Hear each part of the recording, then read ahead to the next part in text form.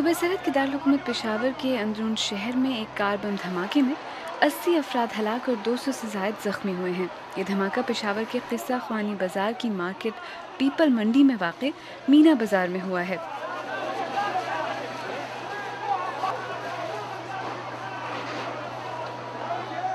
मीना बाजार में औरतों और बच्चों की बड़ी तादाद होती है।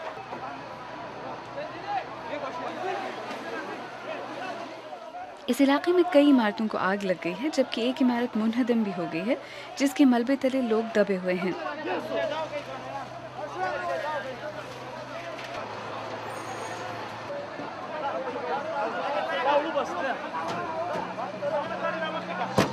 ये बम धमाका अमरीकी वज़ीर ख़ारजा हिलरी क्लिंटन के पाकिस्तान में आमद के चंद ही घंटों बाद हुआ है।